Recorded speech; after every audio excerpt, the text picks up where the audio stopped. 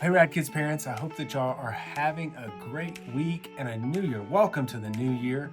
This is my first parent overview video of the new year, so welcome to 2026. I wanted to let you know that I'm going to be doing my best to streamline and give you the best content in these videos. So they are going to be combined. So if you have more than one kid, whether they're early childhood or elementary, you can consume and watch this just in one video.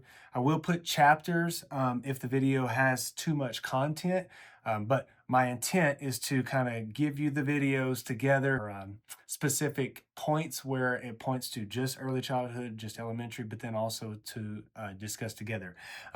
This is one of the moments here at the beginning that's going to hit both. So it doesn't matter where your kid falls in a classroom.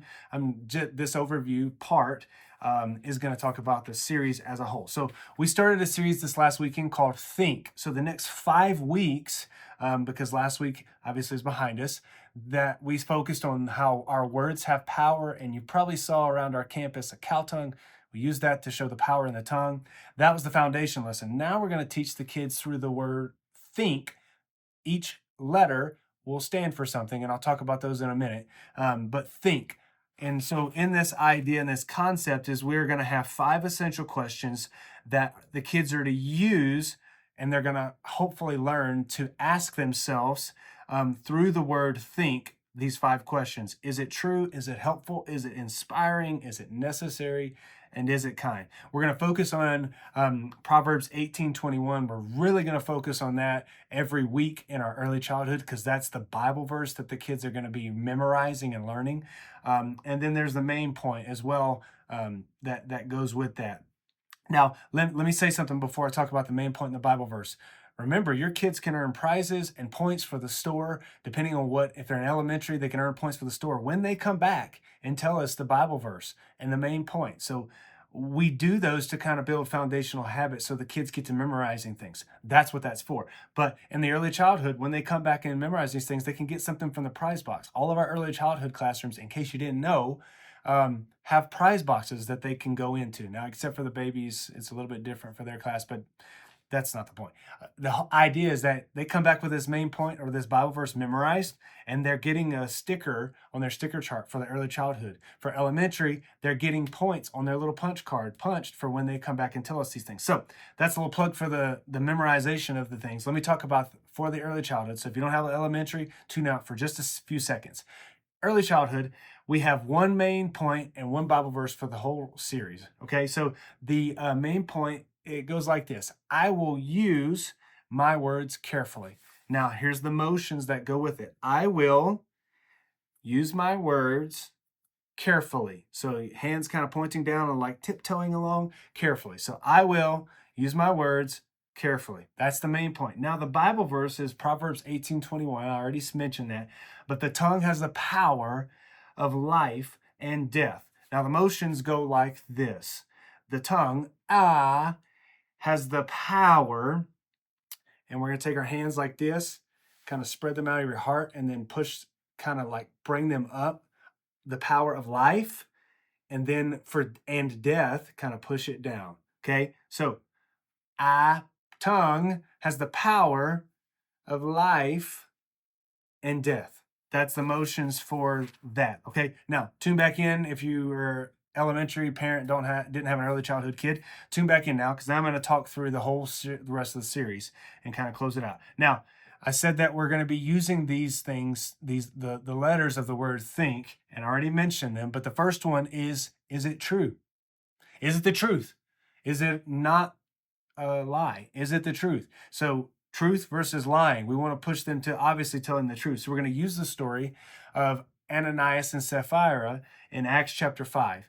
Now, if you know that story, you understand why that lesson's really helpful in using teaching this one.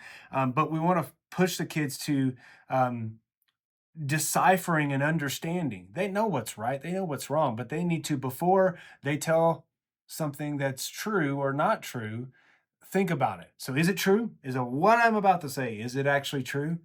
because you don't want to tell a lie. So that's the emphasis there. Then the second one is it helpful? So we're going to teach this from the story of Numbers chapter 16, where Korah is gossiping about Moses. Now, if you've never read this story, I've only read that story a handful of times, probably less than a handful of times. Go and read this story because it is really interesting and it's really good teaching in the Old Testament. Not teaching, but kind of telling the story of how gossiping is not helpful. And you can see it in this because it starts to undermine something. So we're going to teach that and go through this. So is it helpful? So that's that story. Then the next one is the I. Is it inspiring? So Moses encourages Joshua. The story in Exodus chapter 16, verses 2 through 4, kind of a shorter story, but we'll teach it with the kids and kind of break it down with them. But Moses encourages Joshua. So this story, is it inspiring? You know, it's another part of, you know, thinking about what we're going to say. So thinking before you speak. Is it inspiring? Is what I'm about to say, is it going to inspire somebody to do good? Inspire them to do bad? Is it going to inspire them to want to quit? Is it going to want to inspire them to, you get the idea. Is it inspiring? Then is it necessary is the N. And in this one, we're going to teach a story that maybe you haven't thought about it from this perspective, but Jesus is silent. So Jesus does not say anything in Matthew chapter 26 when they arrest him. He doesn't really say anything. He's silent. So is it necessary? This is a conversation in my home that we have often where I ask the question, was that really necessary? Did you really need to say that? Did you have to say that? And I catch myself all the time like, man, was that necessary? Did I need to say that? So we're going to teach the kids this, and this is I think this one's a great table conversation. All of them are, but this one's a really good one because you can talk about this around the dinner table. And this is what we do a lot of times in our home, is we take what we're doing in Rad Kids, and it's the dinner conversation at least one day that week when we're talking about it. Obviously, Radiant Word is the other one. Great table conversations, but those are just a little family insert there. Is it necessary? So then the last one is it kind? So is what I'm about to say, is it kind or is it mean? Is it ugly? Is it angry? Now we're going to use a good visual. One of the visuals we're going to use for this is a cotton ball and a rock. And, you know, cotton ball is very soft and very kind and very gentle, and a rock is very rough and very mean and rugged and ugly. And so which one do you want to be? Do you want to throw a cotton ball at your parents? Kind and lifting them up, not hurting them? Or do you want to throw a rock of saying something ugly that you're going to regret and might get in trouble for?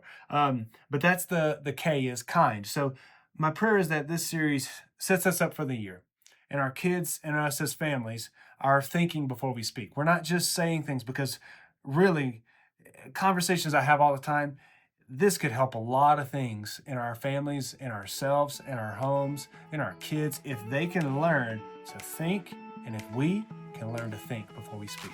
So I pray that this series is helpful for y'all. Reach out if you have any questions, and I pray that you have a great week.